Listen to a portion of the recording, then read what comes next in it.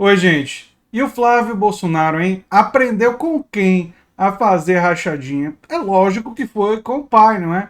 E as evidências disso começam cada vez a ficar mais claras através de uma reportagem da UOL que teve acesso justamente através da quebra de sigilo bancário do Flávio e dos outros membros do clã Bolsonaro, né? Eles começam a ter evidências claras que a rachadinha se tratava de uma prática de família, não é? Que o clã Bolsonaro é um clã profundamente corrupto. E cada vez mais fica evidente que as pessoas acharem que esse pessoal é que vai tirar o Brasil da corrupção é uma das ironias ou contradições mais absurdas da história recente do Brasil, não é? A reportagem A Anatomia da Rachadinha, né, quebra de sigilo de Flávio indica, revela indícios do esquema ilegal. Cadê? Do esquema ilegal nos gabinetes de Jair e de Carlos Bolsonaro. A reportagem da UOL de Amanda Rossi, Flávio Costa, Gabriela Sá Pessoa e Juliana Dal Piva, né? Olha só os casos, né? A UOL teve acesso à quebra de sigilo em setembro de 2020, quando ainda não havia decisão judicial contestando a legalidade da determinação da Justiça Fluminense. E veio desde então analisando meticulosamente as 607.552 operações bancárias distribuídas em 100 planilhas, uma para cada um dos suspeitos. O STJ anulou o uso de dados resultantes das quebras de sigilo no processo contra Flávio, mas o Ministério Público Federal recorreu junto ao STF, o Supremo Tribunal Federal. O UOL avalia que há interesse público evidente na divulgação das informações que compõem essas reportagens. E eu concordo com a UOL. Perguntados desde quarta-feira por e-mail, telefone e mensagem, Jair, Flávio e Carlos Bolsonaro não responderam aos questionamentos da reportagem, né? Ignoraram, né? Em 4 reportagens publicadas hoje, o UOL detalha uma série de operações suspeitas de assessores da família Bolsonaro caracterizadas pelo uso de grandes volumes de dinheiro em espécie. O caso 1. O então deputado federal Jair Bolsonaro empregou em seu gabinete por 8 anos Andréa Siqueira Vale, a irmã de sua segunda mulher, Ana Cristina Siqueira Vale, 1 ano e 2 meses depois que a irmã deixou de trabalhar para Jair. Ana Cristina ficou com todo o dinheiro acumulado da conta em que André aparecia como titular e recebia o salário. Saldo de 54 mil reais, quantia equivalente a 110 mil reais em valores de hoje, né? E aqui tem mais, se vocês quiserem ler, né? O caso 2, Mariana Mota, ex-chefe de gabinete de Flávio Bolsonaro, costumava fazer pagamento de despesas locatárias de um gabinete no centro do Rio, onde morava Leonardo Rodrigues de Jesus, o Léo Índio, primo do senador. O dinheiro provinha da conta do então chefe de gabinete e as transferências ocorreram ao longo do ano de 2007. Caso 3. 4 funcionários que trabalharam para o Jair Bolsonaro na Câmara dos Deputados retiravam 72% de seus salários em dinheiro vivo. Eles receberam 764 mil reais líquidos entre salários e benefícios e sacaram um total de 551 mil reais em espécie. Quem foi que pagou apartamentos em espécie? Vocês lembram? Ah, foram membros da família Bolsonaro, né? Flávio Bolsonaro pagou coisas em espécie. Vários membros da família Bolsonaro pagavam coisas em espécie. E a gente sempre achava, mas por que eles estão pagando em espécie, né? Será que é porque muito foi sacado em espécie e foi entregue? Ao menos 4 funcionários do gabinete do vereador Carlos Bolsonaro sacaram 87% de seu salário. Juntos, eles retiraram um total de 570 mil reais, também em dinheiro vivo. O Ministério Público apura se o vereador contratou funcionários fantasmas e foi beneficiado por esquema de rachadinha. A análise realizada pelo UOL mostra que o intenso volume de saques dos assessores é bastante semelhante ao dos funcionários de Flávio. Esse padrão chama atenção porque foi identificado pelos investigadores do Ministério Público como parte do método usado durante a rachadinha na Elege. Além disso, o uso corrente de quantias em espécie dificulta o rastreamento pelos órgãos de controle. Né? Foi o que eles fizeram. No caso de Flávio, a partir dos saques, os salários eram transformados em dinheiro vivo para entregas a operadores da rachadinha, nome pelo qual é conhecido o esquema ilegal de devolução de vencimento de assessores de um político. Né? Um esquema de corrupção que leva ao enriquecimento ilícito dessas pessoas. Né? Caixa 2 e repasse. Entre setembro e novembro do ano passado, o UOL publicou uma primeira leva de reportagens sobre o assunto que revela a evidência de crimes eleitorais cometidos pelos envolvidos da rachadinha. Aí o policial militar Fabrício Queiroz, apontado pelo MP como operador financeiro do esquema do gabinete de Flávio, pagou com dinheiro de Caixa 2 despesas da campanha ao Senado do filho mais velho de Jair Bolsonaro. Aqui é a reportagem. 2 assessoras de Flávio Bolsonaro fizeram repasse para a conta do advogado eleitoral do então candidato ao Senado durante o período de campanha. Aqui é a reportagem. Se vocês quiserem, vocês vão lá. Eu vou deixar esses links no comentário fixado. O Ministério Público denunciou Flávio Bolsonaro, Fabrício Queiroz e 15 ex-assessores pelos crimes de peculato, roubo de dinheiro público, apropriação indébita, lavagem de dinheiro e organização criminosa. A denúncia ainda vai ser analisada pelo órgão especial do TJ, né? E com quem o Flávio aprendeu mesmo? E aqui a linha do tempo, né? Da investigação sobre os Bolsonaros, né? O relatório do COAF, que menciona movimentações financeiras atípicas, e por aí vai.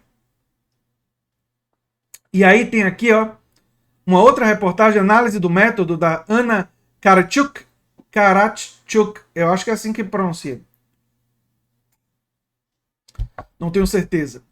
E ela diz o seguinte: os indícios de um suposto esquema de rachadinha ocorria não apenas no gabinete do então deputado estadual Flávio Bolsonaro, mas também nos gabinetes do então deputado federal Jair Bolsonaro e do vereador Carlos Bolsonaro. Mostram que o desvio de recurso público era utilizado como um método da família. E foi assim que eles enriqueceram, né? A avaliação de especialistas que participaram do UOL Debate na manhã de hoje para analisar uma série de reportagens publicadas pelo UOL com base na análise de dados relacionados à quebra dos sigilos bancário e fiscal de pessoas e empresas ligadas ao senador Flávio Bolsonaro. As reportagens revelaram, por exemplo, que assessores de Jair, como eu disse, retiravam 72% do dinheiro em dinheiro vivo e tal, e aqui tem os outros detalhes, não é, da investigação. Bem,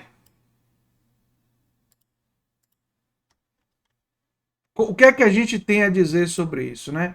Qual é a anatomia da rachadinha? Não é nenhuma surpresa. A verdade é que para pessoas como eu que vem acompanhando isso há mais tempo, e eu disse para vocês uma coisa que muita gente às vezes não me entendeu, né? A falar nisso, eu estou de preto em luto pela perda de vidas humanas e lembrando que, ó, saúde não é negócio nem mercadoria, é direito de cidadania.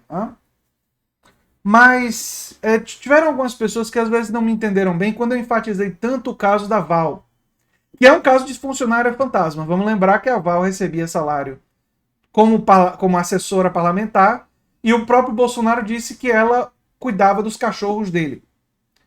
Ele tinha que usar o dinheiro que ele ganhava, o salário dele para pagar a Val, e não um salário que provinha que deveria ser destinado a assessores parlamentares. A Val era uma funcionária fantasma do Jair Bolsonaro.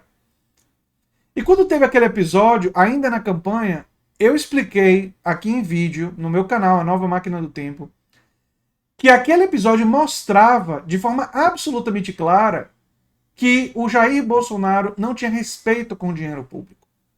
E se você faz isso com um funcionário fantasma, e você faz isso para pagar uma pessoa que cuida da sua casa, que cuida dos seus cachorros, você faz múltiplas vezes. Você rouba o dinheiro público constantemente. E foi isso que Jair fez, foi isso que Carlos fez, foi isso que Flávio fez, segundo todas as evidências que nós estamos tendo acesso.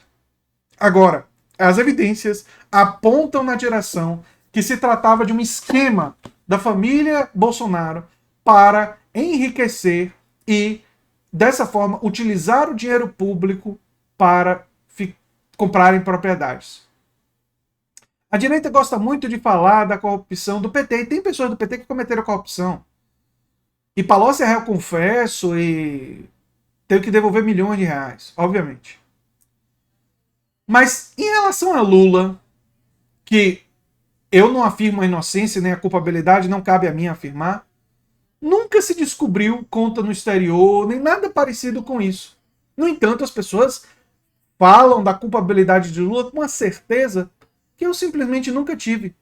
E eu nunca tive, não é por simpatizar com Lula ou ser eleitor dele, até porque no primeiro turno, nas últimas eleições, as candidaturas do PT não têm sido necessariamente a minha primeira opção. Já revelei aqui no canal que tenho uma simpatia especial pelos candidatos do PSOL, alguns de outros partidos também, e eventualmente do PT também. Mas não é necessariamente o meu motivo de defender ou de dizer para vocês que eu tenho dúvidas é a carência de evidências. Porque eu sou uma pessoa pautada pelas evidências, não por convicções. Né? Como a gente lembra aquele episódio, né? Em casos criminais. Em casos criminais, não são as convicções pessoais que importam, e sim as evidências.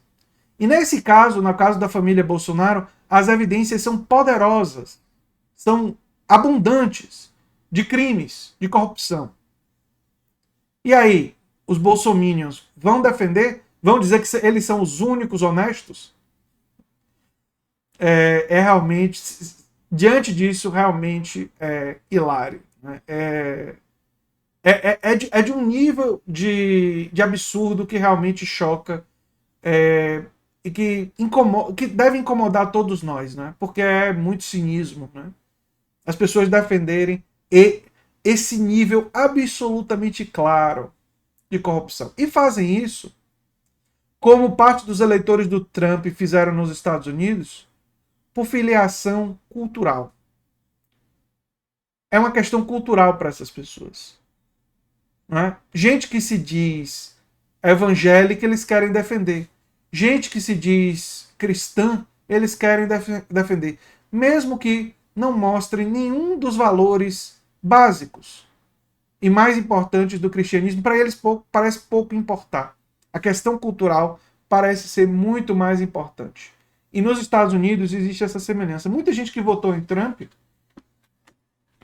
defendia Trump e dizia que Trump tentava justificar todos os absurdos do trumpismo. E quando vocês apertava, você chegava, é porque Trump vai indicar juízes que são contrários a Roe versus Wade. Se você não sabe o que é Roe versus Wade, dá uma pesquisada no Google. Né, que tem a ver com gravidez. Né? Vocês vão entender. E era por isso. Era por questões culturais. Não era por nada econômico, não era por valores morais, não era por corrupção, era por uma perspectiva cultural. E aqui no Brasil eu vejo cada vez mais o bolsonarismo se reduzindo a isso, né? A defesa irracional contra as evidências, desde o início, por motivos culturais. Pelo que algumas pessoas chamam de valores comportamentais. Aqui no Brasil também tem o nome costumes, né? Política de costumes. Mas enfim, é isso que eu tinha para dizer sobre o pai das rachadinhas, que é o Jair Bolsonaro. Uma coisa que nós apontamos aqui no canal antes da eleição. Antes da eleição de 2018, nós já falávamos que isso daqui seria altamente provável que fosse descoberto. E agora nós temos as evidências aparecendo, né? É isso aí. Eu sou André Teixeira Jacobina, você está na Nova Máquina do Tempo. Em breve a gente se vê em um novo vídeo. Tchau, tchau, gente.